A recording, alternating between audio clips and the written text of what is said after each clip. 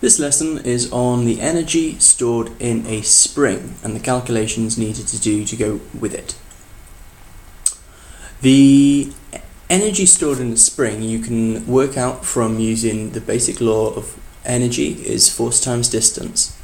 So if you look at the force extension graph for a spring, you find that the work done is half the force, the maximum force, multiplied by the extension.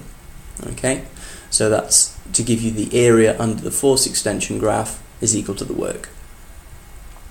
So if you take this formula and you substitute it into the force, or the tension on the spring is lambda multiplied by the extension over the original length, then you end up with a formula for the work. So this and this combine to give half F, which is now lambda x over L, multiplied by x, okay, the displacement here. So that simplifies obviously to give you lambda x squared over 2L, and that's the formula. Alternatively, if you want to derive it, you can, and the derivation is very simple. Okay, the integral of tension with respect to x is equal to the work. Okay, so the work done.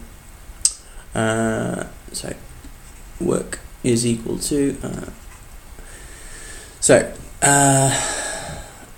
Basically, this is just a force distance, only as an integral. So if the tension is equal to lambda s, where s is displacement, over L with respect to displacement, and we integrate between 0 and x, then we get lambda s squared over 2L, and that is between 0 and x. Okay, so the final formula will look like lambda x squared over 2L, and notice the two formulas are the same. So it doesn't matter if you're proving it from common sense laws or basic laws, first principles, or whether you're doing it using calculus, you get the same result.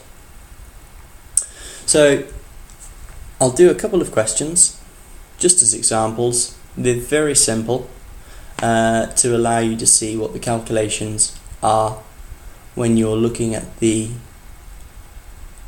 energy stored in a spring. So this is exercise 2C from the Heinemann textbook. So the question is, an elastic spring has natural length 0.6 meters and a modulus of elasticity of 8 newtons. Okay. Find the work done when the spring is stretched from its natural length to a length of 1 meter. So if it's been stretched from 0.6 to 1 meter, then that gives us a displacement of 0.4. So 8 times by 0.4 squared divided by 2 times by 0.6 is 1.07 joules. Nice and easy. And the second question then is an elastic spring of natural length 0.8 meters. Beg your pardon, just spotted a mistake.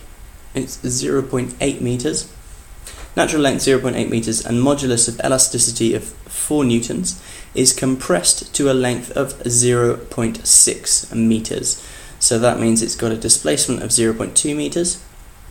Find the elastic potential energy stored in the spring. Let me just check. And that gives you 0.13 joules. Okay, so no changes to the answer despite the change here. I just made a mistake in the writing out. And that's the basic idea. So it's all built entirely upon this formula here. Okay, nice and easy. Give it a go. If you've not understood, try watching the video again and see how it goes. Thank you.